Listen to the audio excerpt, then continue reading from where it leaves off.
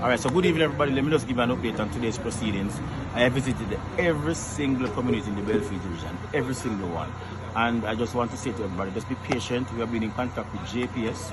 We have visited all the houses where we have where they have lost their roof. And I see that if you look at Belfield Square, so you have one or few persons who have lost it. There's a major damage to the farming. Farming has suffered a tremendous loss. And the farmers have reached out to me already. I'm imploring rather than it to visit the farmers as quickly as possible. The banana trees are down, the yam are down, and a number of people have visited many farms throughout, and I've visited every single community today in the Belfield division. Every single community has been visited. And I have seen most of the people on the ground, the people are anxiously waiting on JPS to come back there. But in some communities there have been some serious damage, like Clarkstown and the poorer section and Bottom Coffee Grove and Top Coffee Grove, where there are lines down, there are broken lines and there are poles down, and a number of damage have been done to the infrastructure of JPS. So I beg you, have some patience. We are in contact with them, and I've made note of the persons who have lost their roof and damage to their houses and their property. And I know a number of animals have died. I know goats have died from some of the farmers, and major damage to the farming infrastructure, the whole entire Belfield division. Major damage to the yam crops and major damage to the banana crops. I'm asking rather to assist where possible, as quickly as possible. The people are waiting, they are eager, and they are waiting on you to come to ensure something is done. So I will continue to visit, and I want everybody to implore that whatever is there. The number that is working for me now is 481-1561. Try message me. Sometimes the phone system is going down, but we will ensure that everybody is heard. Thank you. That is a man with a plan. I must commend Councillor Mario Mitchell out there in Manchester for the wonderful job that he had done. If you notice, at some point he put in his phone number for people in the community to reach out to him. And I think that is great. The day after the hurricane, he went and visited all the communities in his division, and he's working very hard.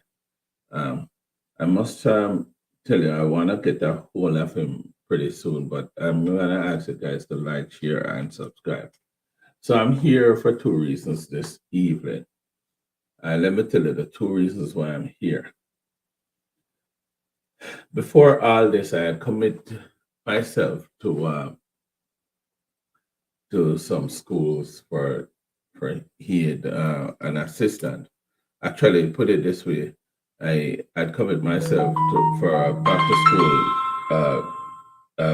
to school drive, and I know the hurricane is here now, and most people want to focus on that. But I know we have some time. So school will be up and running by the time we are ready. So I'm not gonna really shift my focus to the hurricane part of life where collecting and trying to get help for people. Unless there's one and two cases I might do and help from my pocket. But I want to stay focused on the kids.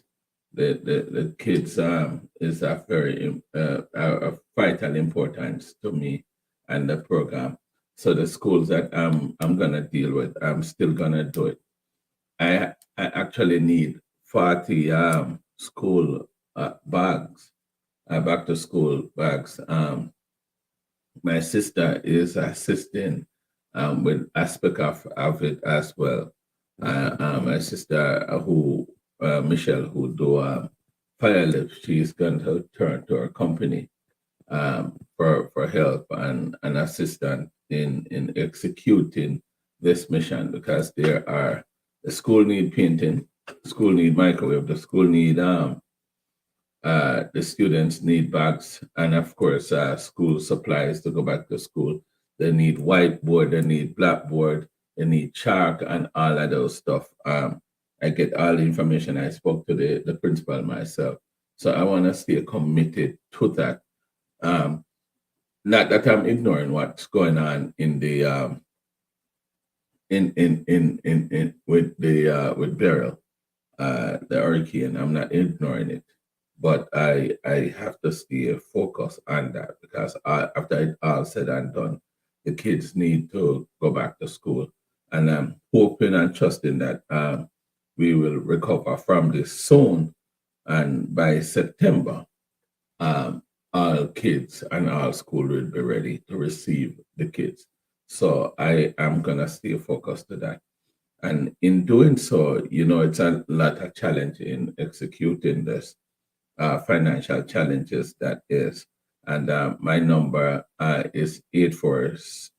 No, not this number. This one is 847-774-7930. But if persons who want to help, they could always reach out to me on that number. I'm gonna request for each person, a bag is with including shipping and all of that.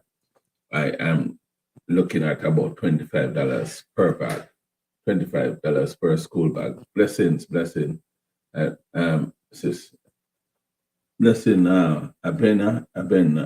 Abena, yeah. Uh, um, so a bag is actually, I'm looking. I did the calculation earlier, and a bag is about $25, and I want to do 40 bags. So I'm gonna plead to people who want to help my back to school drive, $25 per bag because you have to include shipping. I just don't want to buy them like a 10 and 5, $15 bag. I want to buy something that these kids can, you know, these kids already can take some of the roughness and not tear apart. So I want to get good bags. So anywhere between $25 and $30 per bag for the 40 bags that I'm gonna be getting for this school. It is totally transparent. The school is I pent on transparency. Put it that way. The school is in that I'm focusing on is in Hearties District. It's called Grovemont. Grovemont. I always have a problem with this. It's not kindergarten. It's and it's not primary. It's called Grovemont.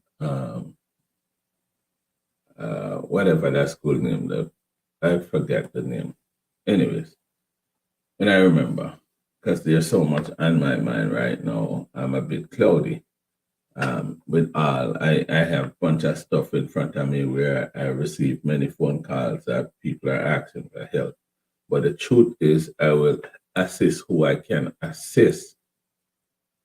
Government Basic School, Government Basic School. I'll assist with who I can assist. I cannot take it on a broad scale because I am dedicated to this school program. I want to like I was saying before, I must comment Mario Mitchell.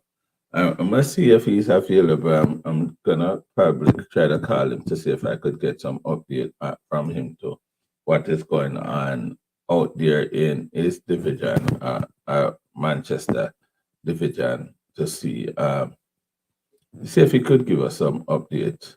I'm gonna try to call him too. Um, but I heard that St. Elizabeth is very, very, very, very, very bad. Very, very bad. Um, so they are just and I spoke to somebody down there in St. Elizabeth. I hate iPhone as man. I can't use I don't like it.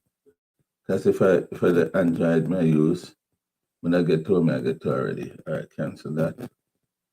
All right, cancel that. Yeah.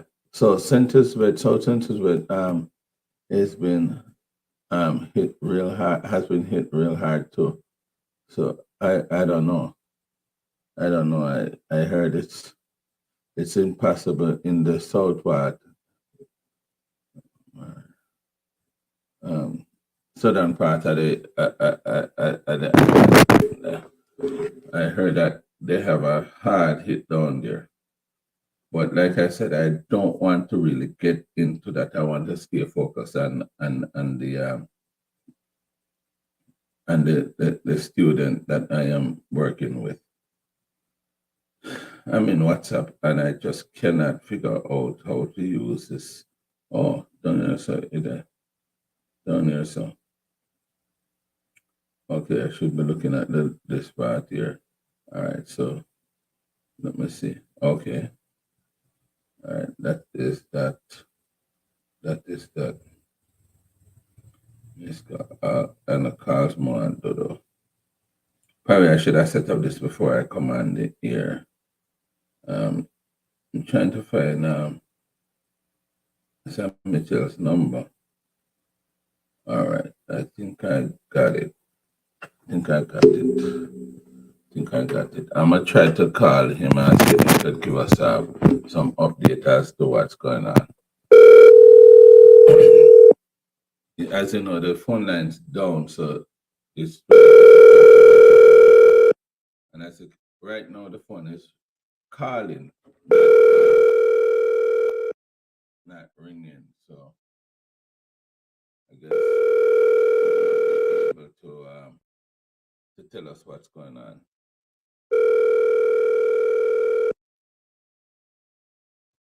Oh man.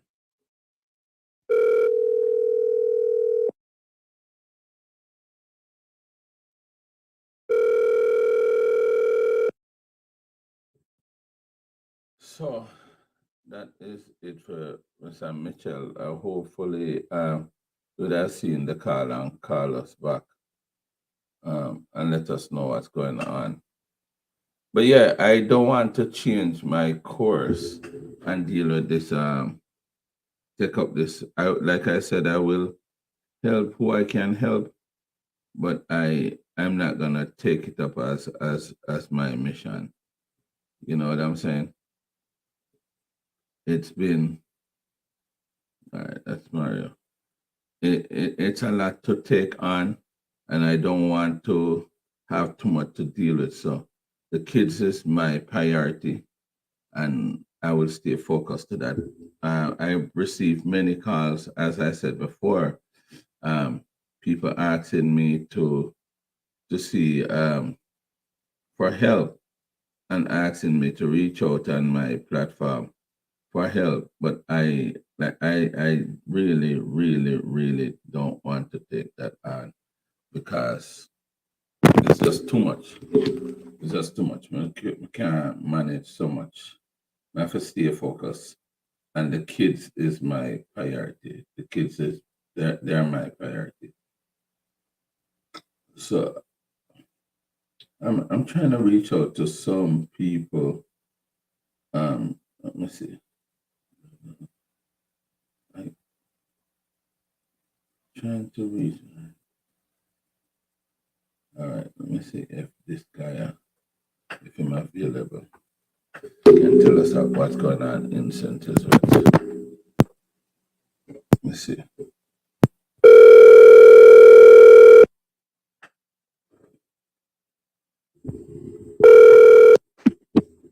Afternoon, Dennis. Hey, how you doing there, man? I'm good.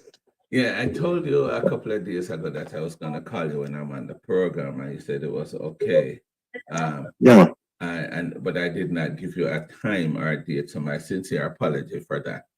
So you are in South St. Elizabeth, right? Yeah. Tell us what's going on there now. Or even tell us about what went on. What went on? I bring us up to date, if you can. That's a lot of wind. It wasn't a lot of rain, but it was a lot of wind. It basically tore off probably about 70% of the population's roofs out here, and a lot of the power lines are down and everything. I have a feeling that we're not going to get electricity back until probably, I'd say, August, maybe. Wow. Maybe if we're lucky. Yeah, That's talking to my father. Yeah, the power lines are down, and they're Sensia and a couple other artists and everything are down here doing some deliveries and stuff like that. But yeah, here's hit heavy, Wow. heavy. Solar on my roof, and that went flying. It's crazy. My awnings went flying. Oh, Yeah, it's crazy. so let me I was ask you just, this: how mm, involvement from where you're standing at? How the involvement with the member of parliament for the event or the councillors or stuff? How involved are they? Are they doing anything? um, yeah, they do they do a little giveaways and stuff like that to try and go help out some of the people here, but that's not really going to help. These people need electricity back ASAP, and you know, I mean, it hurts my heart to know that they have Kingston. They got back electricity. Montego Bay, they got back electricity. Ochi, they got back electricity. And Mandeville, they're working on getting back electricity back between today and tomorrow. But here they were like, oh, here's ground zero disaster area. They're, they aren't even, they're not even in a rush to go and go fix here. They're like, oh, it's just the bread basket, but we feed the entire country. Wow. So are crews on the ground on a daily basis doing like cleanup and stuff? No, I haven't seen any JPS trucks. I haven't seen any flow trucks, any digital trucks, any of that stuff. I think there was, I heard there was one that drove around Junction, but I haven't seen them myself. I heard there was one JPS truck that drove around Junction, but as I said, I haven't seen them myself. Oh my God. Oh my God. And I'm assuming that the members of the community reaching out to them. So have you tried to reach them yourself? But there's no really getting through them because the phones are down. Oh my All right. The only reason why I have light and internet is because my brother, he has a solar system and he has a Starlink, internet service. Otherwise, if I was using digital or flow or any or even any cable service, I would be without internet. I would be without light. So you're saying that most people, if you try for like people abroad trying to reach people in You're St. not going to get Elizabeth, anybody. you're not going to get You're not going to anybody. get them. You're not going to get them. So all right, let me ask you now that I have you here. Do you know of any, because for people that have family members out there, their concern is if there's any loss of life or any injuries. Do you hear about anything of that sort, or you Yeah. just The only thing I've heard about is they had a tree fall in a home that killed a lady, and there was a kid in Arnott Gardens in Kingston who was playing football, basically soccer, out in the rain and the wind, and the ball blew away, and he went down to get it from the goalie, and the wind and the water pushed him out to sea. Nobody's heard from him or seen him, so you can make an assumption that he's dead. wow. So those are the only two you heard of that. Those are only two tragedies that I've heard of. Okay, well, I must say I spoke to somebody from South Manchester Yeah. who have the roof fell off and hit a man and killed him, and I you don't hear about it in the news, but I haven't heard about I'm right, and that's what I'm saying. There might be more than just two, because I know of three, but I keep on hearing about only two.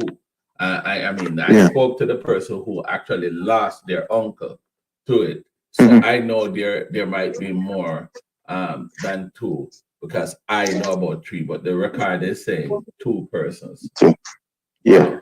And I know that there's 11 fishermen that are missing out from Alligator Pond as well. 11 fishermen missing from Alligator Pond. Yeah, they were out at sea during the hurricane. I don't know why they know that there's a hurricane, why they'd remain at sea, but they must know. So those no word about those 11 people yet. No word about them yet, but I know that they have the Coast Guard actually looking for them. Wow, wow, wow, wow. 11 people. Let me just, no, nobody talks about that. No, no, but basically, that's basically negligence on the person's fault, as a matter of fact, not really. You know, I mean, they're interested in making money instead of taking things seriously, which is one of the what a lot of people are saying to me is that, oh, Jamaicans don't take anything seriously. Even there's a Chinese guy, and he was telling me that, oh, he doesn't see no storm until the actual storm came, and you know what I mean, and he doesn't have electricity. Now he said that, oh, the loss of electricity is a lot worse than the storm. And I was like, well, he's like, I'm like, the reason why we lost electricity is all the power lines are down. What do you expect? Mm-mm. Wow. Mm. Wow. Man, I must say you're telling me something that shocked me. We have not been hearing about 11 people missing and all that good stuff. And I heard that I don't know if you get a chance to pass through that area yet. Along bamboo, most of the bamboos Yeah, are down. all of it's down basically. It's basically it's real clear and serene. You can see everything from Holland Bamboo. I'll tell you that. So we lose that attraction because that was indeed a tourist attraction. So we No, but probably I'm lose. not. I wouldn't even be worried really much about the Holland Bamboo because the quicker you cut it back down, the quicker it grows. Oh, okay. So it will So go you back. know what I mean. It'll grow back. It'll probably take about 3 or 4 months, but it'll be back. Oh, okay. So for those of you who take long to go to Jamaica and think that you're gonna see it all flat and clear, probably by the time they get there, it's going back. Okay, I see what you're saying. Yeah. Well, my brother, I am gonna thank you for giving us that information. There are many people that worried about their family members. So, guys, if you have here, I know you guys not hearing from anybody in St. Elizabeth, but in the Alligator Pond area, there are 11 fishermen that are missing. Fishermen that are missing. If you have family members that are in the fishing business, then you probably need to be concerned. If you don't, probably there's not much of a concern. Damian, thank you very much for stopping by and sharing with us the information that you have. And sometime or the other, I will check in back with you to hear what's going on. Oh, your All right, boy so, over Lashins. yeah, they're closed down for at least the next 2 or 3 weeks. Oh, wow. Also, they're doing repairs, though. Yeah, they got hit heavy. I thought I got hit heavy. They got hit heavy. Whoa. Basically, all of Treasure Beach is and Flagomon and those places. It's a complete mess out there. Oh, okay. Well, as you know, I have a planned event coming up in that area, so I'm gonna have to come down pretty soon and visit the area and see what is going on real quick to see Now, if things should be back up and running within the next 2 to 3 weeks. It's just that, as I said, we're not sure when the electricity is going to come up. As somebody was saying to me earlier, that, oh, the electricity will be up by Wednesday. I said, Wednesday? I was like, that's a good time. He said, a Wednesday in August. And I was like, Jamaican tellers make a bad situation worse by trying to make a joke. What? Yeah, it's exactly what it is. Yeah. somebody is asking about Lancaster. I don't. Where is Lancaster? Is that Manchester or St. Elizabeth? I don't know. I have no clue. Yeah, Lancaster. Lancaster. Yeah, I don't know about Lancaster. You'd have to state the parish that's in. Oh, brother, respect and thank you. We'll talk soon. Yeah. All right. Yeah, Greatly man. respect. Blessings. Cool. Here you have it from a resident in southern St. Elizabeth that's saying it is impossible in St. Elizabeth. No. Oh, she said I have heard from my family in St. Elizabeth. Other and either. I have not heard from. Okay, so I have not heard from my family in St. Elizabeth either. Oh, so where is Lancaster? I'm curious. So you could put it out there. And for those who want to share something, it's out. It's okay to call the number on the screen. 847-774-7930 is how you could reach me and share whatever you have to share. But I don't know. It is worse than we expected. I still not gonna confirm to a lot of people who said we don't take the hurricane serious. I don't know what the real serious or importance of that, because I don't know what we have done or could have done differently. Probably those 11 guys, I don't know. Jean Murray. Blessings, blessings, blessings, blessings. Oh, South Manchester, Lancaster. Yeah, I don't know. I spoke to somebody from South Manchester who said a roof fell off in South Manchester and take out their uncle, which is it's an older man. So I don't know. So Lancaster is in South Manchester. Lancaster. I know the name, but I wasn't sure. So guys, like I was saying before, I'm not gonna participate willingly in collecting any aid or anything like that, help or anything like that for the hurricane. I don't want to do that. Many reaching out to me, but I don't want to do that. I still want to stay focused on these kids that I'm working with. Um, the school need help, and I'm pretty sure that they will be up and running for for um for September. So I want to stay focused on that. Again, 224-627-5072 is where I will collect anybody who want to contribute to those kids. I'm doing like at least $25-$30 for each bag, and I have 40 bags that I need. So again, my sister Shelly, who Michelle, who had involvement in giving back to school over the years. She started that as a young girl. She is near Asia, don't listen. Okay. Yeah, man, me know, don't listen, man. We have a place in Asia that too. And Pusey Hill and the whole of them place I go down. Yeah. Okay. So that's when you go Newport and turn where this left and go down. Or if you can if you're coming from Kingston, you don't have to come all the way up there. So you turn off somewhere in a Clarendon that's and come up in the hills, which is very close. Yeah, I know that area. Just that I know the area, but I just I couldn't remember. Yeah. Thank you for that, for clearing that up, because I was wondering where that is. Yeah, so I just want to stay committed to the kids and line them up for back to school in September. That's what I am focusing on. I don't want to do it, but I just spoke to a young man, who tells us that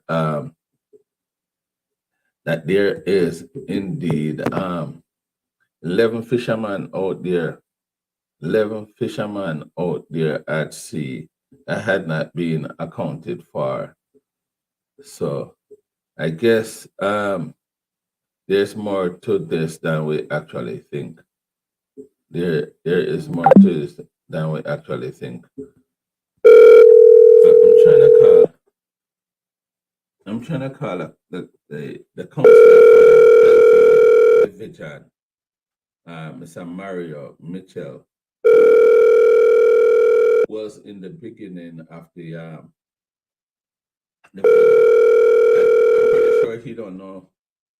It's ringing now, but I don't think he knows the time, because the man they get a whole heap of phone calls. So let me call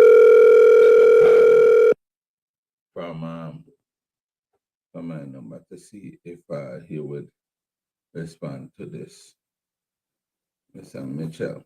So what I'm trying to do is to get some update from some part in Manchester. That's all. Mr. Mitchell, can you answer the phone call, sir? I was trying to get an update. I just spoke to some people in St. Elizabeth, and I think it would be good to hear from you. Can I call you back? Give me 2 minutes? Yeah, man. Yeah, man. I'm gonna call you right now. Okay. All right. Well, call the 847 number when you come out, if you please. Oh, you called me already? Yeah, I did. Oh, yeah. Okay. All right. I'll call you back shortly. Right. Okay. Thank you very much, sir. So we are waiting to hear from the council for the Belfield division. We'll ask him what area the Belfield division consists of, and see if he could give us some more accurate update on as to what's going on. But as you can hear, it is worse than we think, especially in the southern part of St. Elizabeth. Right now, as it is totally impossible. And you can imagine that the Digicel, the Lime, the JPS, and all those people are spread thin, dealing with it. And so I understand the frustration that Damien had just poured out. But even though I understand it, we all need to understand that these people, there's a lot of damage, and they're spread thin dealing with this. And he's saying that they're dealing with like Manchester and, Manchester, Kingston, and Montego Bay, and all those places, and putting them ahead of St. Elizabeth, which is a breadbasket parish. He think that they should get some attention as well. So I totally agree with him, but we just have to understand that these people are spread thin, spread real thin in doing what they're doing. So we are hoping by next week or so, the Digicel and the Lime and the JPS and all those people become more visual in that part of the island. But yes, it is indeed worse than we think. 11 fishermen is missing that was out in sea during the hurricane. I don't know if that makes no sense for them to know that there's a hurricane coming and they're out there. That don't make no sense. So there are crews out there searching for 11 fishermen. We just hear that from somebody in the Treasure Beach area, telling us that there's 11 fishermen that is missing from Alligator Pond. I heard that there are some celebrities, entertainers, Chensi or something, whoever them name is, Ramesh and all them people, and I get involved in that young people thing. But I heard that they are in St. Elizabeth, or they went to St. Elizabeth today for the second time to do a giveaway. So people are doing what they can do. And I was watching a few people on Facebook, and they were telling me that the communities got real involved and helped to clear some of the areas that were like the trees and stuff that fell down. So we are heading somewhere, I hope, especially with the help of the people from the communities. Jamaicans already, when it matters most, they will really get involved. And so I am feeling good about what we're doing, even though it is a bad situation.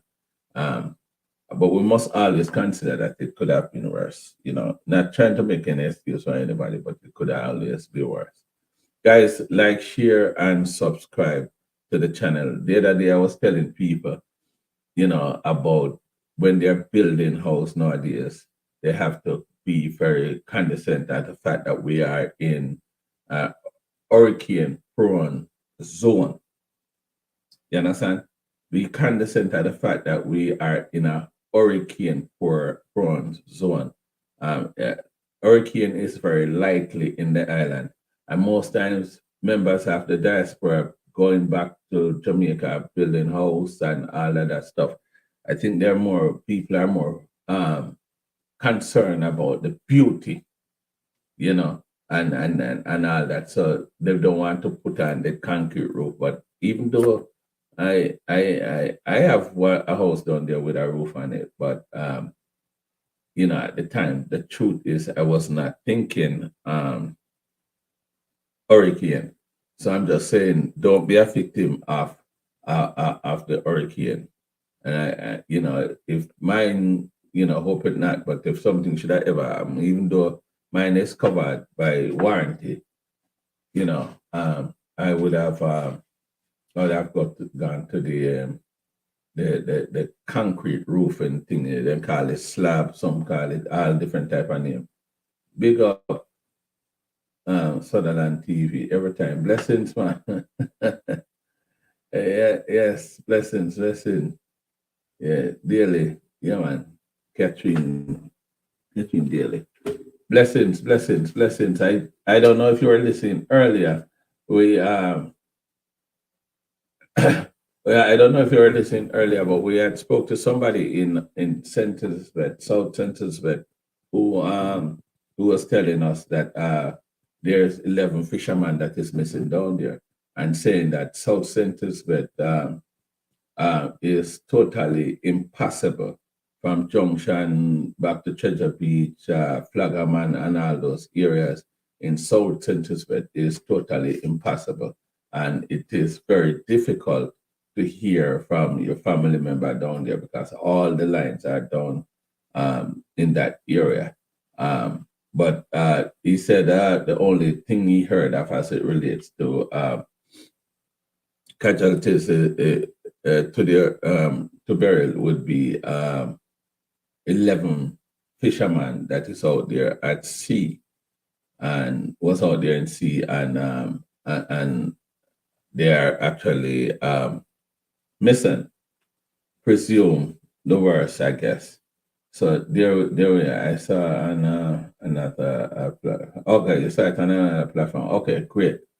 No, I got on no other platform. You know? That was just a joke because I'm not here often enough. Yeah, man. But thank you guys for stopping by, and we are waiting to hear from Mr. Councillor Mario Mitchell, who is the councillor for the Belfield Division in Manchester. He's gonna come and give us a full report as to what's going on in that area.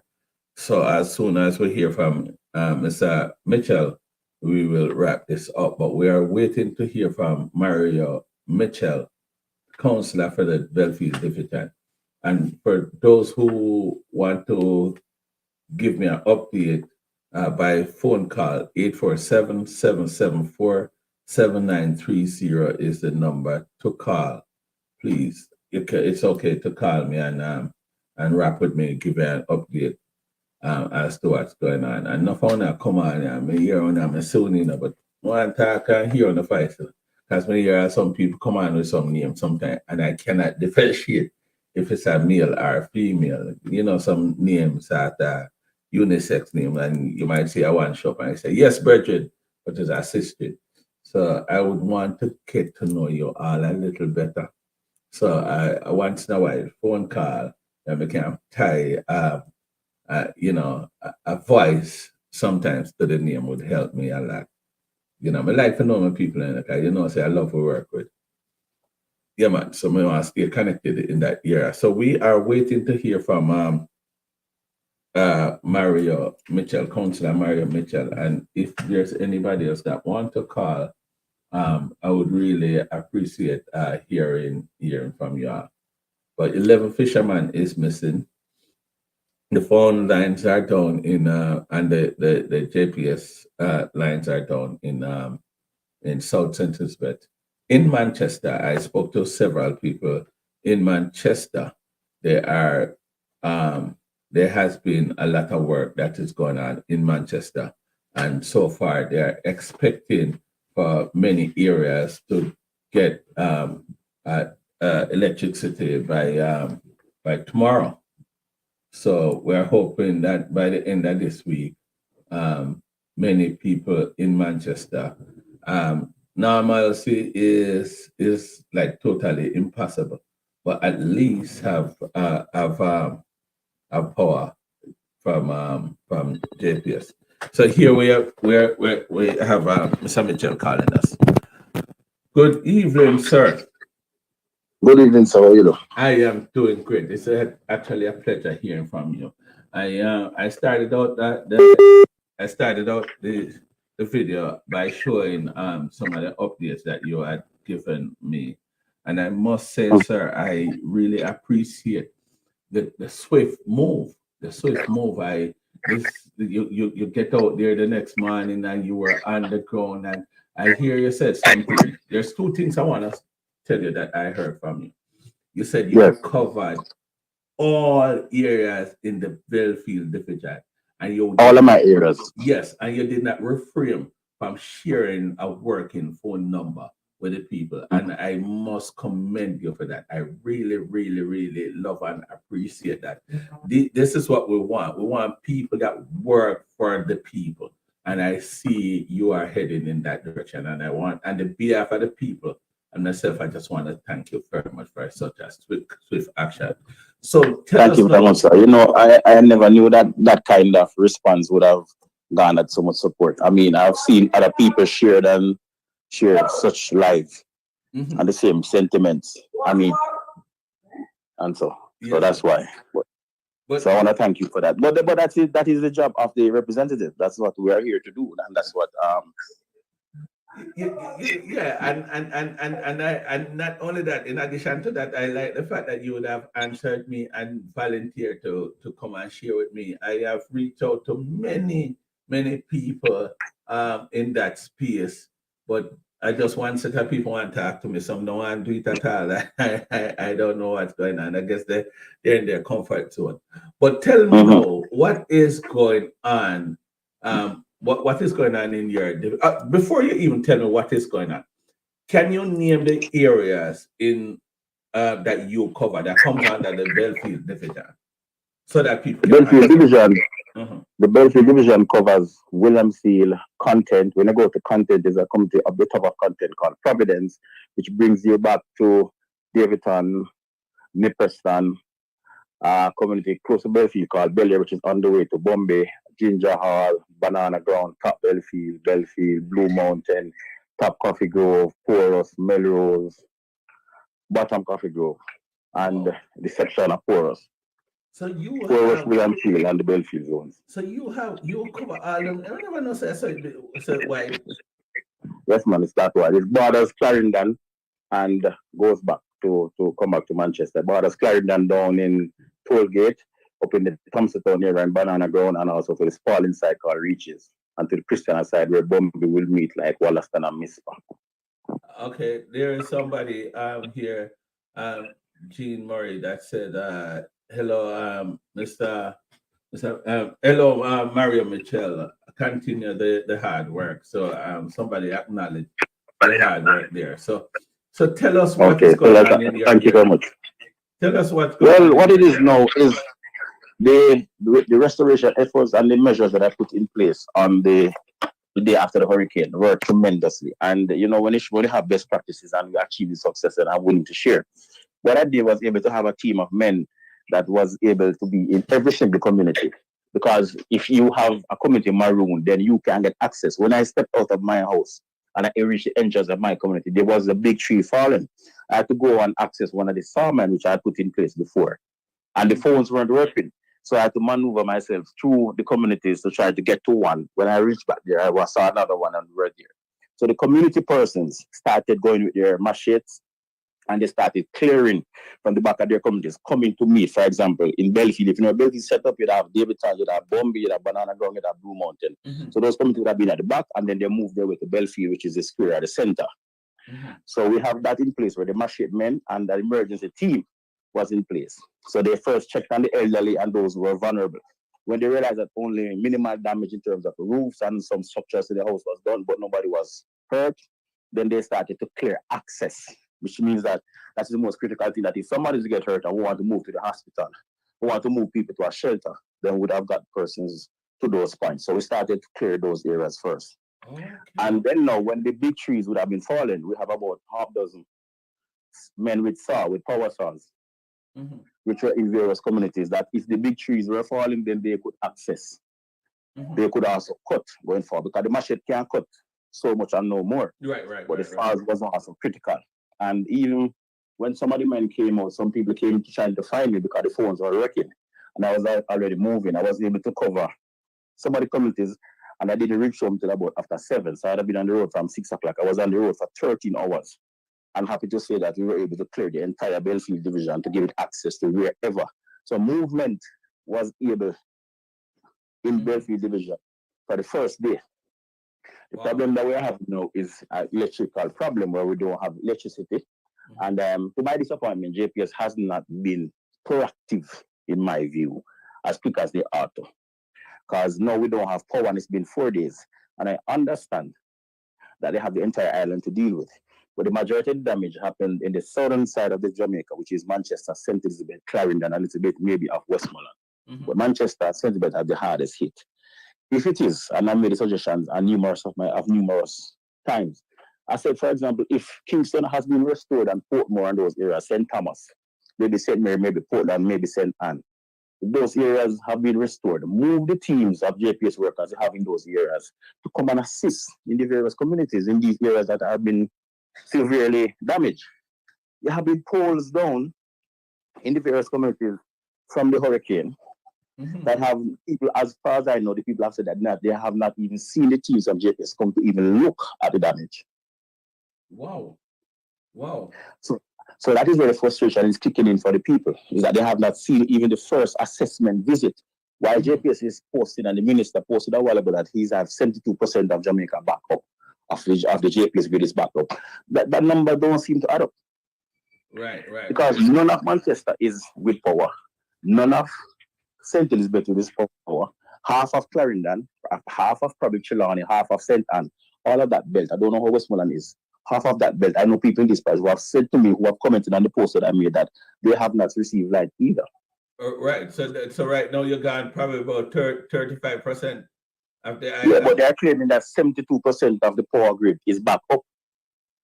How come? And then you have half of the parish, half of the country, which is still without electricity. And I know that it will take some time for them to do the assessment, for them to do whatever is going forward and whatever is going around. But if they would have, for example, the problem that I'm facing also is that private contractors are not engaged, and that is a concern for us. There's 2 power companies in Mandeville. There's Numatron and there's also Power Services. We have not seen those teams, and in the past, we would have seen those persons being on the road assisting JPS with their private trucks and wherever it is. For example, they would also go in and replace the poles that have been down. We haven't seen them. So you're saying you're not seeing any importation of crews from like Kingston and all the areas that restore power. That's the recommendation I have made for them to pull in the people when you don't have much damage. So you're just basically doing maintenance work in those parishes that are not hit. Some of the parishes didn't even receive storm wind pressures, but Manchester, St. Elizabeth, and Clarendon and those areas did receive the full blunt of the Category 4 storm. We have other parishes who were minimally hit. So the response, I think, and the management of it, and the leadership of it, I think, is lacking. You simply have to move teams from out of Kingston. It's 45 minutes now on the highway to get to Mandeville. Right. So the teams from Portmore, the teams from St. Catherine, Kingston, and those areas should have been in Manchester already to give assistance to the Manchester team. Because, for example, if there's a post down in every community, it's impossible for Manchester alone to do it. Or it will take 6 months. Right. But we haven't even seen the private persons which would normally give assistance on a regular day-to-day basis, or they would have had some responsibility. They have not been engaged as far as we know. And persons are saying that we see some small teams working in Mandeville and those areas, but we have not seen a large-scale effort yet in Manchester. And I can say the same thing for St. Elizabeth, which are the parishes hardest hit. So somebody is saying that the percentage that was given, I think it was limited to Kingston and St. Andrew. that they were talking. It wasn't the entire island. That wasn't clear from the post. He said 72% of poor persons, customers have been restored. Oh, okay, okay. So they did not make it clear. So it was not made clear then. So you are just taking from what you heard. This person said they get a different understanding, and yes. So I guess I'll listen for myself and seek some clarity where that is concerned and report it back to other people. But I mean, you have a lot of persons in the diaspora who have said to me that they have not heard from their parents or from their family since the hurricane. And I've been telling, and people have been coming, and these are people from all over the parishes, from all parishes. I've been saying that they haven't been able to communicate. But I said to them that it is the part because of the lack of power. There are many persons, people like me now, who would have access to a car. Persons who are driving are some of the persons who would have been able to power up their phones. The majority of the country and the people in these parishes are not able to get any power to charge their phones. So the communication is lacking. What I've done for the last 2 days, for example, is to send my campaign vehicle, which is a music, has a big music system, blasting music most of the time when they're using election campaigns. Mm-hmm. I sent her for the last 2 days to go into communities and charging phones. And for the day, it probably charge 100 phones. Wow. Yeah, so people have to be using innovative ways of trying to just appease the frustration of the people. A lot of these people, and then is what I want to tell you, is not just the damage to the homes is a severe problem. Manchester and St. Elizabeth take care of almost majority of the food production for Jamaica. When I went through the Belfield division, for example, the day after, there are some areas that are hit harder than some. For example, in a community called Bombay, from Belfield to Bombay side, would have been a valley. It is not surrounded by the hills of Banana Gun and the hills from the Christian side. So it's down in a valley. So it seems as if there was not much damage in those areas because it is in a valley. So the storm winds would have been probably at the top of the mountain, which is where Banana Gun would have been severely impacted. When I went to those communities, it was minimal damage. But you know what the farmers said to me? That the farms are totally devastated. So we have 2 scenarios where the homes are damaged and the agriculture is severely damaged. Expect food prices to go way skyrocket by the next week or whatever. I'm talking yam, I'm talking potato, I'm talking every single thing. Even the back of my house, for example, all the banana trees are flat. All the breadfruit was flung from the trees. All the mangoes are off the trees. Every single thing in terms of tree production itself and agriculture has taken a severe blow. So Manchester and St. Elizabeth, which produce the majority of Jamaica's food, are the most of it. Are the 2 parishes hit. So we are faced with that 2-pronged approach where the response must be something that we're on top of. And so far, I think we have failed miserably in terms of the response itself. I know people are touring and people are doing assessment, and I take note of what the Minister of Finance said, that the Category 4 storm that hit Jamaica, it wasn't tragic enough for them to trigger the catastrophe bond, which would give emergency funds. No sense. And I don't understand why. Not because it didn't hit the 14 parishes, but it hit a couple. So, but you know, it is the thing of it, and we are. But I can tell you, in a place like St. Elizabeth is not different from Manchester. Manchester is hilly. St. Elizabeth are plains, so you will see miles and miles of homes and areas in St. Elizabeth because it's flat because of the plains. So like when Manchester person will lose half of his roof, a person in St. Elizabeth, the complete roof of the entire house is gone.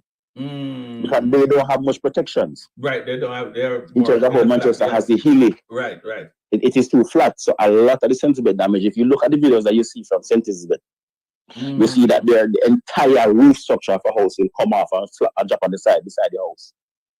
Comparing to Manchester, and if you know the text of St. Elizabeth, it makes exactly. It doesn't have the hilly side like Manchester. Manchester is covered in hills all across Manchester. So the hills at every angle of the community would have been able to give it some protection. Right. And that's what I saw in one of my areas called Bombay. Bombay didn't have much damage or anything like that, but the other areas which were on top of the hill or close to on the hillside were severely damaged because they got the full blunt of the winds and the rains. So Mr. Mitchell, so we had last I heard you talk about some animals as well. So the crops and the animals are probably in those. Yeah, man, a lot of goats died. You know, Jamaica is a staple for curry goat. A lot of goats. When I'm moving around, other people say They have lost their goats. The cows would have been able to survive, but I know pigs and goats would have been lost, and a lot of chicken. A lot of the chicken were also lost because probably persons didn't have access to a tarpaulin that they could cover and protect the chickens. A lot of persons also mistaken the strength of the hurricane by leaving the goats outside. I remember when I was a little kid, people used to normally put goats under what you would call a cellar. But the goats weren't able to survive a category 4 hurricane, and I know the pigs and the goats and the chickens were severely hit also. Wow. So not just the ground provisions, but the livestock itself. So, and the next thing I want to ask you about the gas stations. Now that the power lines are down, how are people getting like gas supplies and all of that? Are the gas stations? The gas is okay. Most gas stations can survive at 2-3 days in terms of the amount of gas they have, which they have. Most of the gas stations would have had generating systems, and now the large building itself, which is why the hospital is operating. Can you imagine if the hospital didn't have a backup system? Seeing that Manchester 4 days don't have a light, and if we had the full blunt of the category 4, and we have a lot of persons being injured, and put pressure on the hospital system itself. This is a good thing that the operating system at the hospital is working, the one at the parish council is working, because we are the ones, along with the health department and the disaster coordinator for the parish, that is supplying the shelters with food and giving them resources of tarpaulins, blankets, and a number of things. It's a good thing that we have a backup system at the parish council where we are leading the disaster efforts from in terms of the shelters itself and the hospitals in both the Percy Junior Hospital in Spaldings and the Mandy Regional Hospital operating, because they have a backup system in place. So a number of the large establishments at the gas stations would have generators there. I know that there's a shortage of generators now in the entire parish of Manchester. None of the persons, the power services providers and the machine shops and people like A1 supplies and equipment have any form of generators in stock. People would have rented them out before. And I can tell you for myself, I'm even looking on Amazon and those places to see where basically can have small modern generators coming to, to ensure that you don't have this, because it is said that this will be the most active hurricane season because of climate change and a number of initiatives. So, but then, it's a whole heap of things we're not learning as we go along. I mean, a man said Gilbert was 30 years ago or something after close. What have we learned? We're still going through the process of having not ironed out how to respond to some of these things. And we're in a hurricane-prone zone, basically. Exactly. It is very likely for us to get. It is very likely for us to get hurricanes. Yeah. So we have to be more prepared. But let me ask you this: for like I don't know if you would have known, but for like people who want to send home stuff, like you just mentioned, like the generators and stuff. If persons want to ship stuff like that, is there anything from the government that would have helped to offset some of the costs, like like the I don't know of anything yet. I don't know of anything, but I think we're operating in backwards. For example, if we were able to purchase solar panels and to put in battery systems in place in a number of the homes, is that Jamaica is one of the places now where those alternative energy sources are still way too expensive compared to other countries where the government would have put incentive for people to come off the grid. And it is woefully inadequate here, and it's also very, very expensive. But I'm not sure of any incentive that the government have in place. But I know for sure that I've seen some of the shipping companies stating that they are operational as of tomorrow. And I know most people buy things online now, so I know the shipping is there. And I don't think there's much damage in Kingston. So for people to get things here privately, I think that is still an option that people have. Another thing I want to ask about the condition of the water supply for those who are getting water, whether they're getting it to their pipe at their home or it is being supplied by the trucks.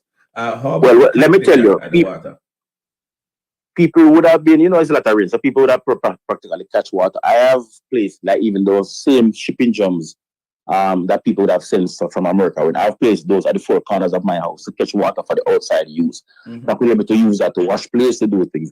But the water is off. And the reason why the water is off, because the water system wasn't damaged, because most of the water system is underground. So they would have minimal damage. But when I spoke to the manager, Mr. Jackson, on Friday, and I called him and said, Mr. Jackson, when are you going to send back water to the people? And he said to me, Mario, you have to call me back when JPS is on. So the system is off simply because there's no power. because they have to pump water from Spurtree and from Pores, which are the sources that we use in And they Manchester. don't have an independent No, they're entirely dependent on JPS. And let me tell you why I'm upset at the fact that, and then I know it's 4 days and it's still early, and some of the people in charge of them would have come at me to say I am being a little bit too forceful. But I said, if we have a disaster parish committee, we have an interagency meeting that meets every month for Manchester and all the parishes, and these things are what we meet about. We have a disaster preparedness committee at the parish council, which meet every month. So if we were meeting every month and trying to iron out all of this, a lot of the problems they wouldn't be able to have.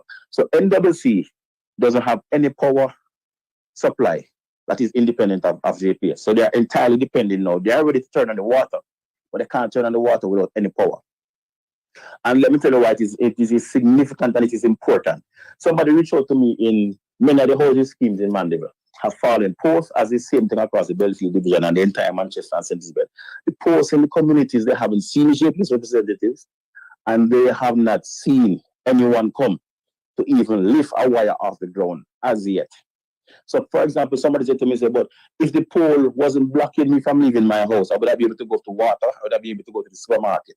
It's a good thing people have the practice of getting some food, extra food when they know the hurricane is coming. But for example, water, which is a commodity that is so important, people are not getting the access because somebody, a school principal, called me to say she is marooned in her house because the pole that is blocking, and that is one of the pictures that I posted. The pole is across the entire road. So the people who live beyond where the post is can't pass to go get water.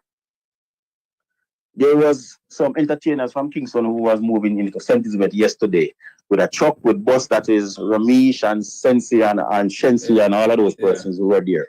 They were struggling to move to the communities to lift up light posts and wires and everything to get access to the communities. So let me ask you this. Would it be for persons that would have had like a power saw then? I'm just asking. Yes. Would it be illegal for them to cut a JPS post that is falling across that is lying across the street? I don't know if it is illegal or not, but would you advise that? No, because we don't know if somebody would have been able to turn on something. The JPS itself have put out on their platforms that people should not come in contact with their poles and their lines, and people should be very even careful of the generators that they're using now. Because most of the people in Jamaica are using old-fashioned generators, of the first generation generators, which the ones that are noisy and the ones that you have to leave outside. And if you look online, you might see smaller ones, more modern ones that people can use and have access to. People in Jamaica would not be able to have a lot of access to those as yet, unless those are the ones that they are purchasing now. Right. So that. I want to go back to something that you had mentioned earlier, that you have a disaster preparedness committee that you guys meet on a monthly basis. What is it that you guys had discussed or are prepared for that you guys are now activated? All right, let me tell you, it's a good question. The disaster committee meets every month. We have a disaster coordinator, which is employed to the parish council. His job is to maintain and supply the shelters, which are mostly the schools across the entire parish or the entire Jamaica itself, and a number of the community centers. So we were able to get food into those centers. We were able to get supplies like raincoats, blankets, tarpaulins, and those things in those centers. And for them to be actively prepared, open space provided with beds and sheets and so forth, and a big enough auditorium for persons to come into those. So that is one of the things. A lot of the responses now, for example, the JPS aspect, he doesn't have control over, which is why they come to the meetings also. So we'd have had in these meetings the Custos, the Red Cross, the charity organizations, and a number of the councillors and the MPs and so forth. Maybe not everybody come to the monthly meeting, but that committee meets on a monthly basis. So the shelters would have been prepared, maybe not 100%, but that is not the big issue in terms of how things are. Because even today, with the disaster contact called me asking about one of the shelters in my division in the Banana Ground area, the Galogi school, because there's no power. So most likely the shelter manager phone is probably dead over 4 days. So they have to be driving to all the shelters now to check, to deliver food, to deliver new equipment, to check on the people, to check if they need medical care. So the doctors would have been a part of the group to go around to say people need shelter, people need to go and see the doctor, the nurse. In all of these situations, you have children, you have old people who are vulnerable. So the committee is functioning well, and I think they did very, very well in this because it's a monthly meeting and they're prepared.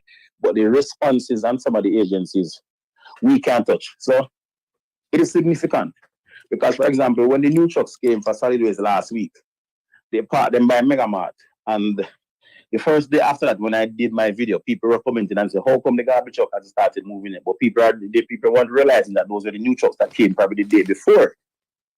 So if the poles are down, it is hampering almost every single thing.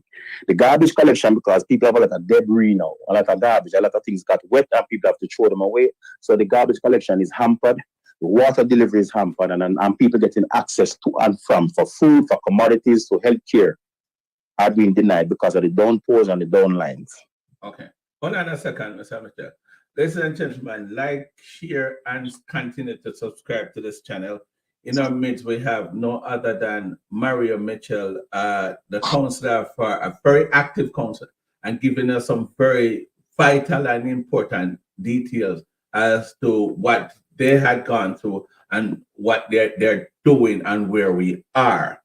And so I would like you guys to like, share, and subscribe to the channel continuously.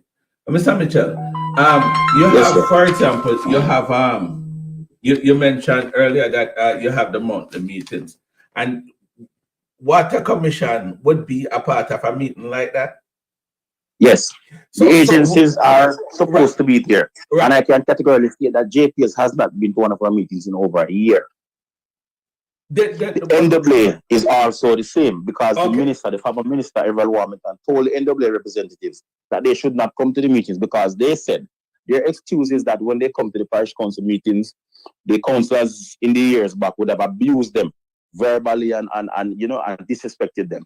And we had elections in February, and a number of the councillors in Jamaica are new, they are different, they're like millennials. There are people who are new to politics and people who want to serve. So I don't know what would have happened years ago. But the agencies by law should report to the parish council, whether to the disaster committee meeting, to the infrastructure meeting, to the regular council meeting. And these agencies that should be there are JPS, NWC, the doctors who represent the parish, the chief health officers who come to the health and sanitation meeting, the NWA who should come to the infrastructure meeting, and they have not been there for 4 years now because Everett Warmington told them that because they're getting abused by councillors, they should not go. But yet still, half of the roads belong to the parish council. The next half belongs to the NWA and the MPs. And if we are getting complaints to say that the people are frustrated about the road conditions, they must come and to tell us exactly what is the time frame, what is like when this road is going to be done, when everything is going to be happening. JPS should come to the infrastructure meeting also. They have not been there since, because a lot of the JPS personnel, what is happening to Jamaica now, Sir Dennis, is that the brain drain is a significant issue. We train our people so well. The engineers from JPS would have been well trained at UTEC and all the other engineering courses that they have. Same thing for the people at NWA.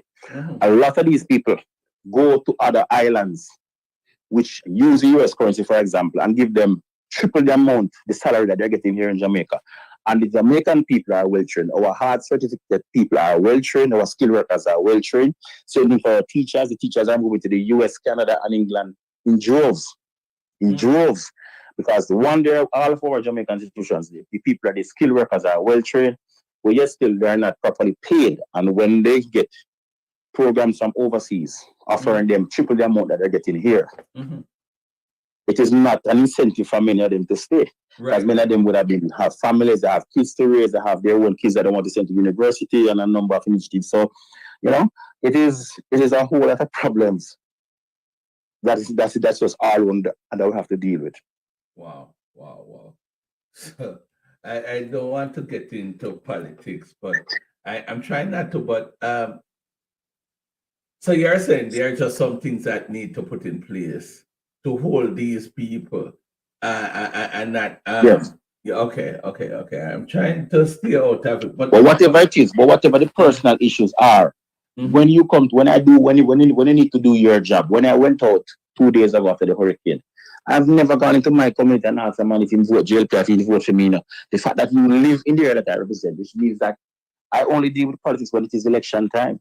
I've never asked anybody who them vote for, then the votes made, they even went out to vote. The fact that you live in the area and you are a citizen and I'm elected to represent you, that's what I'm going to do. Right. So what I So want to for ask us you not now, having, yes, I want to ask you this question. Why would you accuse Warmington of advising members of such a critical part of the disaster preparation not to come to the I am not meeting? accusing him. I am saying that is the actual fact. And former Minister Warmington would have even said in other meetings that he doesn't deal with councillors. And you're talking about the second tier of leadership in this country. You have the MPs and you have the councillors. Similar to what you have in the United States, so you have the senators and then you have the state senators and the congressmen. And the minister of government at the time, he's no longer a minister, said to councillors that he doesn't meet with councillors, and you're talking about the minister of roads, at the time, And remember that the majority of the roads in Jamaica belong to the local authority, which is the parish council or the municipal corporations, as they are called now. Mm-hmm. Well, and I think those are one of the reasons why he is no longer the minister, because you can't be so blindsided by your narrow views that you come with those utterances as a minister of government, with the second tier leadership in these countries, which are the local authority. I will say this, Dennis, that a number, if not almost every MP do not live in their constituency. You know why? Why? Because the majority of them, which you are in power, you probably be a minister if you are a senior MP, and you live in Kingston, because the parliament, if you are a minister, remember the cabinet meets on a Monday. Mm-hmm. The parliament meets on Tuesday, sometime Wednesday when they have other business to do. And even go Thursdays for committee meetings of parliament, like the same disaster committee, the CDF committee, the various committees of parliament would meet probably Wednesday, Thursday. So the MPs are in cabinet on a Monday, the ministers are in cabinet on a Monday, MPs are in parliament Tuesdays and Wednesdays, maybe Thursdays. The Senate, those who are senators, meet on a Friday. The councillors, contrary to that, live in their divisions.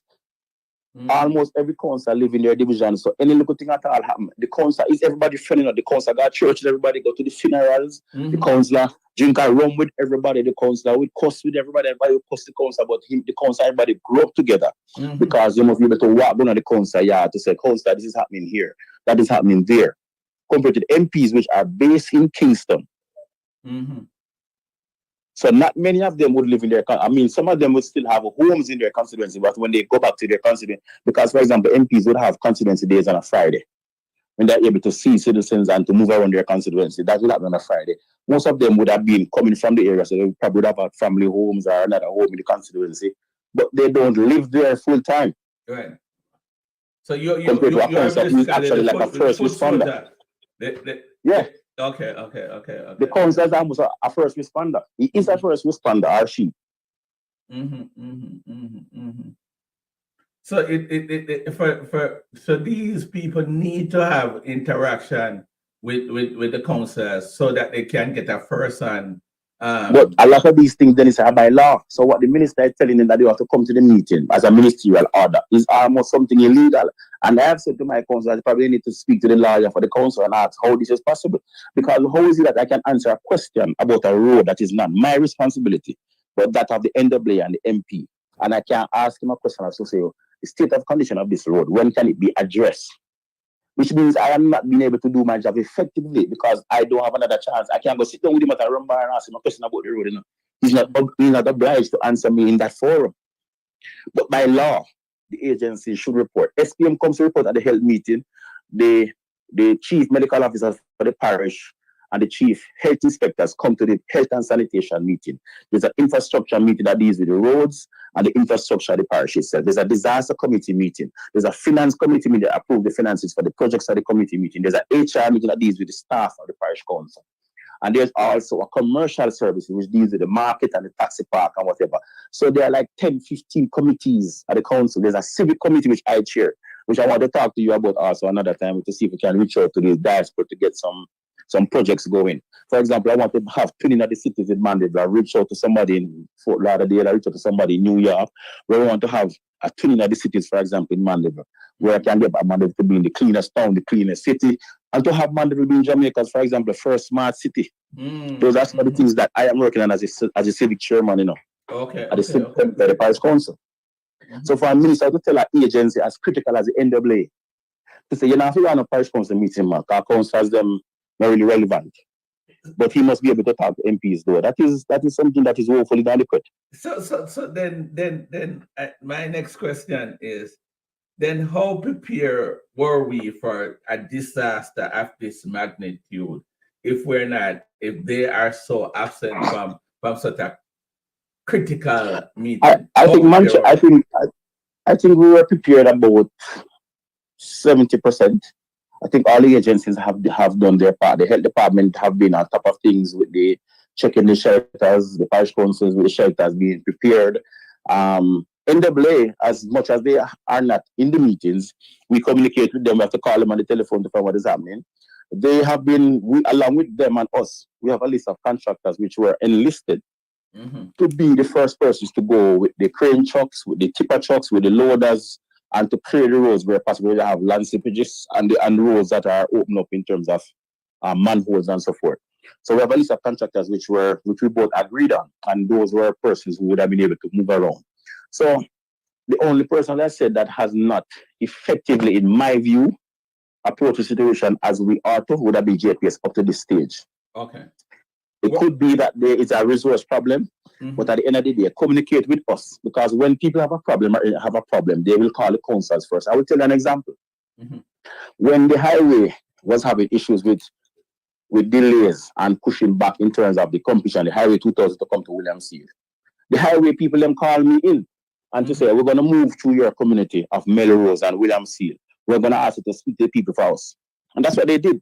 So when they want to use us, they know how to find we know, and so we must go push on and soften the people and speak to the people first. And then they go in and deal with it. But when you have issues that to deal with you have a minister going to tell people, say, you know, man, you don't have to talk to them.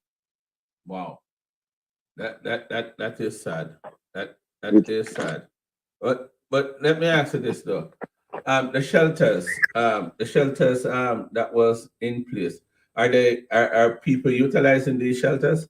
Yeah, man. At the height of the storm, there was about 40 to 50 people in shelters in Manchester. A couple in this side. I know one of the councillors in Christiana yesterday was saying that there were 2 persons left in Christiana shelters. The shelters are most of the schools, you know, for example, Belfield Primary, Belfield High, Porus High Schools. The shelters are most of what the schools are. So I'm not sure if how much of the persons are still there. How do you prepare a shelter? What are some of the things that are required to prepare a shelter? We put lamps, candles, so you can have lighting at night. We put some temporary beds, like pumped up beds that are there. We put blankets, we put tarpaulins, and there's a shelter manager which is trained into first response and first aid. There's a shelter manager for each shelter.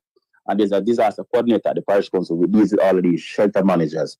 And then when you have a hurricane that is coming, we would have supplied them with those equipment. I would have supplied them with perishable foods, tin foods, and a number of foods that can be easily prepared. Because most likely they probably won't have a stove, they probably won't have access to the canteen of the school, but they'll be able to have, and then we'll make delivery to them every 3 days, depending on the need or the amount of persons in these shelters. So they have received food, perishable items, equipment, and a number of other things. And these disaster coordinators are in place. There are also there's most of the schools are disaster shelters and community centers and so. But the government buildings, which are the schools, are double as an emergency shelter. So people that utilize the shelter, would they enter the shelter before the hurricane or after the hurricane? You know, you would have instances of that. Yes, you would have instances of people who have, for example, homes that are very old and some maybe dilapidated. You'd have some people that will make sense, good sense prevail, and will come into the shelters before they say, listen, where I'm at is not safe and I don't think it can survive a hurricane. You'll have a few people will do that. But you have the majority of the persons when they have no other choice. And when the house stop gone, that's when they will show up to the shelter. For example, in Alligator Pond, which would have been the most severely hit part of Manchester, we put out a voluntary evacuation notice. The parish council met 2 days before the hurricane, and they met the day before, and we called the police in. Even the police is a part of the agencies that come to the parish council meeting to report on a Monday base, and they come. We call in the police and say, we're going to ask you to use your radar cars, go through the community and announce that we're asking people to leave to go to a higher area Okay. which is probably out by Prospect or New Forest or those areas. But to move from the shoreline of Alligator Pond, Jamaican people stubborn and whatever. And some people are going to tell us about me now, let me yard, protect me yard, Right. and whatever. And I said to them in the meeting that one of the things that you may have to do, if the wife and the kids and the grandparents can leave, because most people are going to tell us them, now let me I'm going to protect the little something what them have. In the case of the people at Alligator Pond, would have been their boats and their engines to go to sea and a number of things. So we put out a voluntary evacuation. Not many people took it up, but at the end of the day, when the storm start blow, people start showing up. Okay. Jamaicans on a whole take it very hard. But then again, you will have also evacuations where it is mandatory. But we didn't do mandatory. What we did was ask for a voluntary evacuation. Some people complied, and I know some persons showed up in the various shelters we have down there. Why you guys didn't do mandatory concern? It started as a category 5 threat. Yes. Why wouldn't you guys activate a mandatory evacuation though? Because that may be the limited resources that we have also. That may be one of the reasons. But the capacity, you're talking about, for example, each division. There are 15 divisions in Manchester. The one that I represent is one of the smallest. We have about 8,000 people on the voters list. But when you put in those who are not on it, like the minors and those who are old age persons, or retirees, probably be about 25,000. So Alligator Pond, if you're going to have a mandatory evacuation, you're going to probably need much, much more resources, a larger space, and probably take all the entire budget that you would need for the other 14 divisions to be put there. Oh. And then you have some other persons on the outskirts. Those would have been, a lot of those areas have board houses because of the culture and the diversity of those communities, similar to like a Westmoreland type event. But you have other areas which have concrete homes which are pretty much safe. Right. So in other words, you're saying that we the country is not in our that section of the country or wherever is not cannot afford to put out a mandatory evacuation because they cannot facilitate a mandatory evacuation. Regardless, I wouldn't say afford is the word, but is the resources and even the human resources would be a challenge for something like that, and it will take a lot of planning, a lot of execution, a lot of logistics to get something like that going. Oh, okay. Well, Mr. Mitchell, I think you had given us a lot more than we had expected in terms of information. I did not know you were so. I see your action and I see the things that you're doing. But having you on this platform this evening tell me that you are much more than even what I see of you. You are really deep and rooted in this thing. And yes, man. Yes.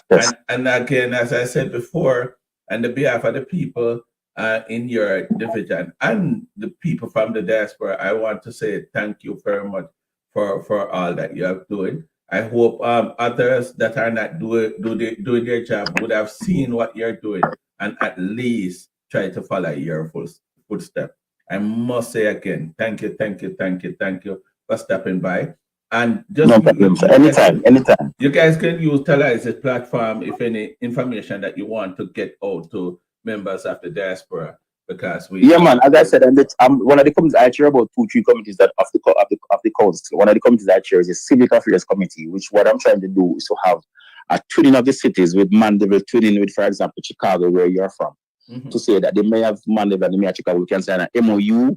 And then we can share best practice. But what are the things I'm looking at, for example, if, Manchester has a majority of Jamaica's crash spot, and we still have accidents that are causing a lot of deaths in Jamaica. We have Spiritual Hill, we have Melrose, we have Winston Road, we have Shooters Hill, we have a number of roads that are serious accident-prone roads. So, for example, if we can be able to get discarded ambulances and so forth. Sometimes like you have the street sweepers and the street washers and stuff, stuff that the city use in those areas. Have some of the things that we can have exchange programs of our culture and the food and the culinary arts and whatever it is. So, that's one of the things we want to do, to have them in the cities, and we can share expertise as to how Chicago do this well, how Manchester do this well, and see how best everybody can do. Wow. But that's what I want to work on from Manchester, which I've already made some contacts. But if you can even provide some contacts for the people in Chicago, then that is fine, where we can start the ball rolling to get back Mandeville to where it is. Because, some of the plans we have is to pull, for example, Mandeville as one of the initial cities in Jamaica can be a smart city where the street lights are not based off just whatever time frame it is, but some smart cities itself, the lights will come on whenever the dark is come on, whenever it is.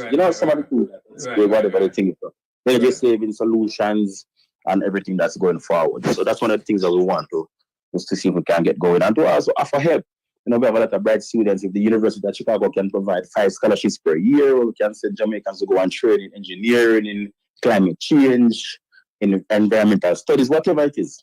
Well, I must tell you that the reaction and some members on YouTube right now, they are saying thank you very much. They're really delighted by your explanation and the time that you spend here, sir. I really thank you. And I'm looking forward to have you on some other time.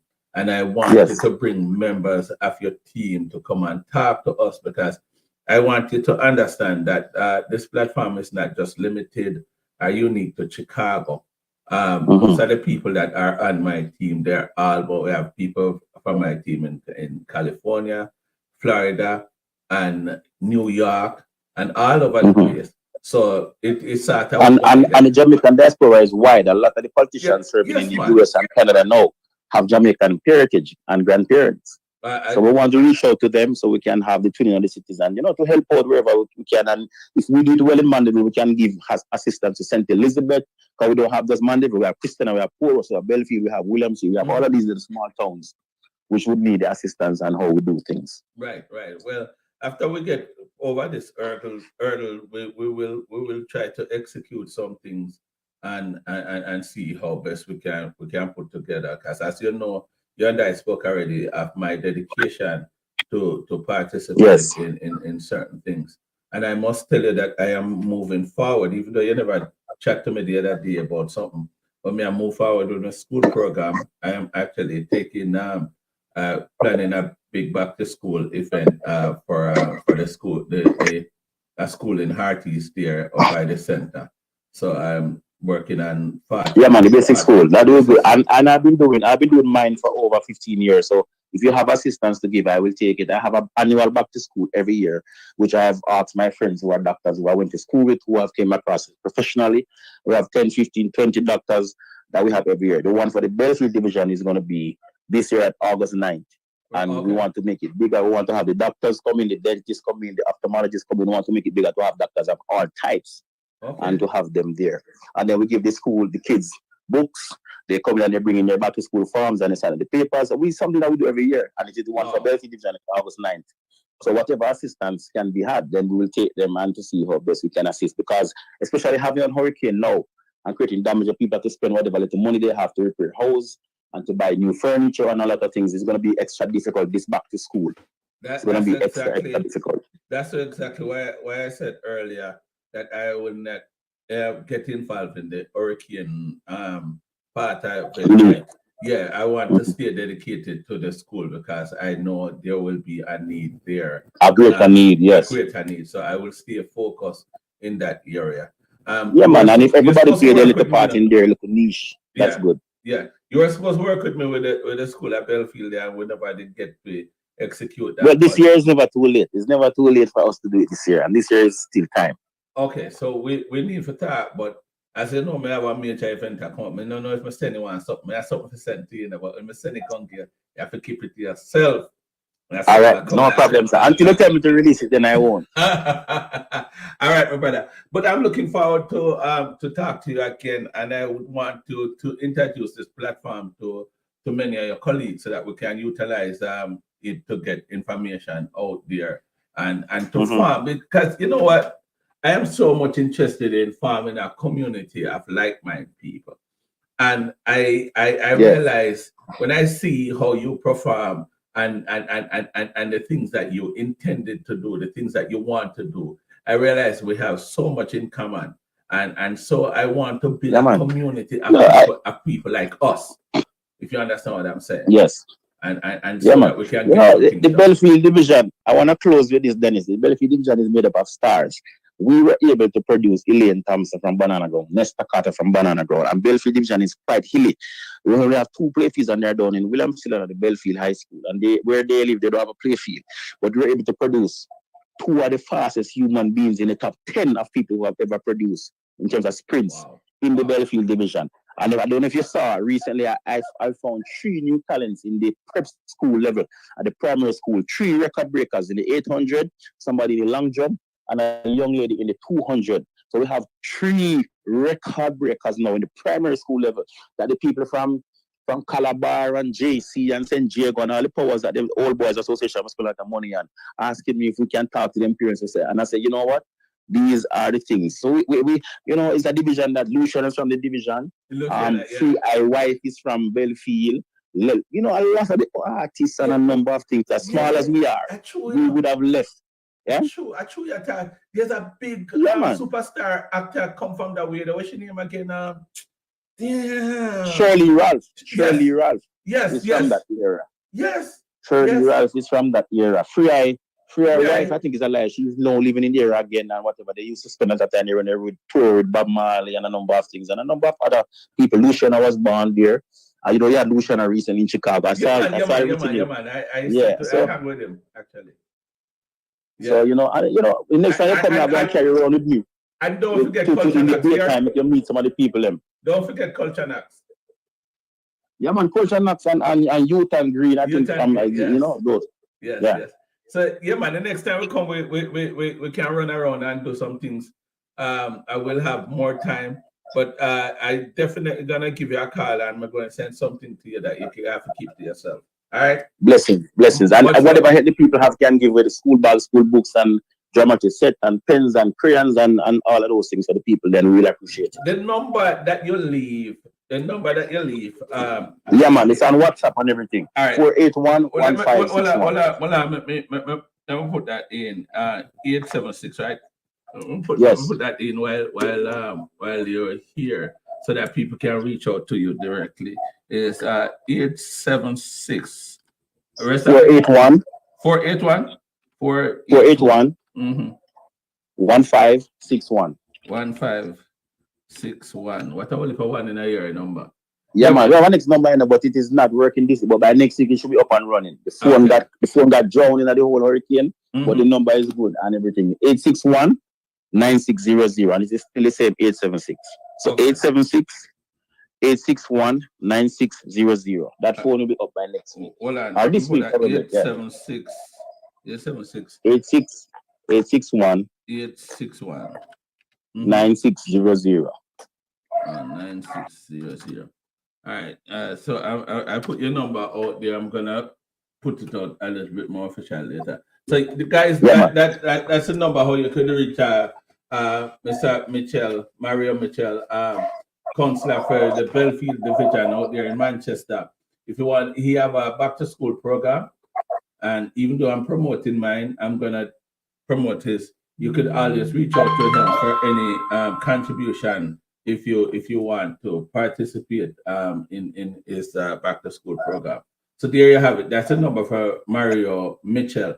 So Mitchell, thank you very much for stopping by, and I'm looking forward to have you some other time, sir. Thank you very much. It's a pleasure to be here, and I want to say good evening to everyone, or good night wherever you are, because I know people are in different time zones, and it is indeed my pleasure to serve, and I look forward to even serving more. Yes. Thank you. Blessings. All the best, sir. Blessings. So, guys, there you have it. Mario Mitchell, the counselor for the Belfield division. Belfield division had produced some very what you call it, not just important, but some really great people across the island there. And he had named a few. So yeah, man, thank you very much, Mr. Mitchell, for stopping by. And again, we will have him and some of his colleagues some other time, hopefully soon. I'm hoping to get into contact. I'm reaching out to a guy in St.Elizabeth, what they call himself Flight Green. I just want to say, which I'm really, I must say, he's not one of the most pleasant person to talk to. He's given me a lot of attitude. I also reach out to Rhoda, the counselor, the MP out there. I'm reaching out to all these people for for them to come out and give us an update as to what's going on in those areas. But quite a few of them are very, very much rude. Yeah, as you know, it's not election season yet. Around the election season, when you reach out to most of these people, they will respond, because, for all the obvious reasons. But as it is right now, I'm not hearing from some of them, and I'm just hoping that they would have answered and take the time out to come and talk to us and let us know what is going on in with people out there, because a lot of people are still not hearing from their family member. I'm gonna sanction all you guys that is here with me tonight to share this live. It is very important that you guys share this live, because there are words that need to get out there. We have more people who are willing to put the country first, but the power that rule are there for a reason other than okay. Yeah, Petra, me hear you, I'm a feel you. But Petra, I hope you you drop your likes, and I hope you share and thing. I know you guys have hit your activate that notification bell. I know that because there are some people as my command, me see them. Continue to subscribe for the newcomers, and share. Me still has take a Facebook um, friend request, so I'm asking you guys on Facebook to follow me and send me the friend request. Them I will definitely accept them, because we want to build a community of like-minded people, so that we can come together collectively. We can make a difference. That's what I'm trying to do. I'm trying to build a community of like-minded people that collectively we can make a difference, especially in our community there, in our country, in our island, Jamaica. That's what we're working on. Then do not like people who is associated with other people, like the dirty 30. Me hear you, Catherine. Me hear you. I saw Donovan earlier, my newly found friend. Donovan, we see you earlier talking about when I talked to Mr. Mitchell, and I don't want to ever think that I ignore you. Yeah, man, blessings, Donovan. Much love, man, Manchester man too.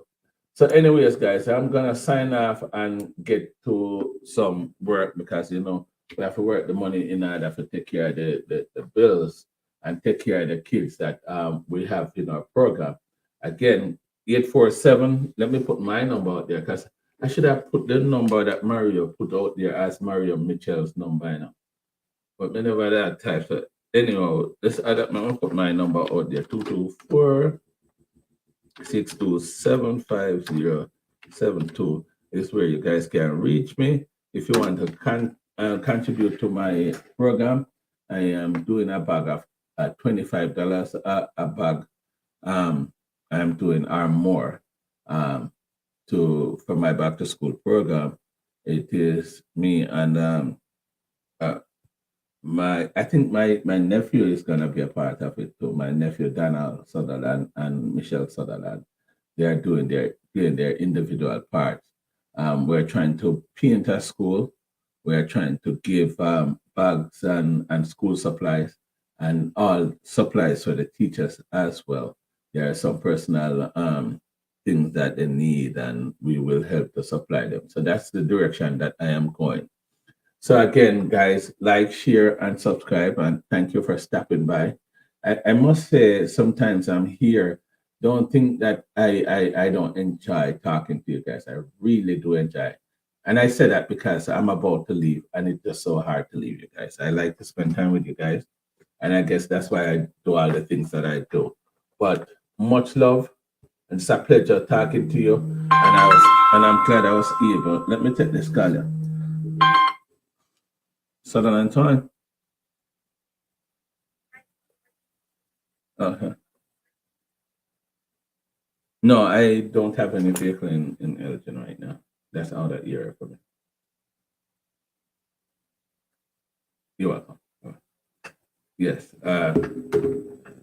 So yeah, man, blessings every time, man, and it is indeed a pleasure. And I'm looking forward. What I'm gonna do is that I will start having more frequent time in the studio during this season for two reasons.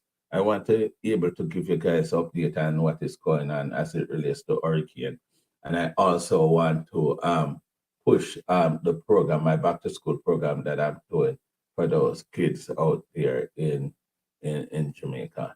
I'm gonna work on it, and I hope you guys work with me with it.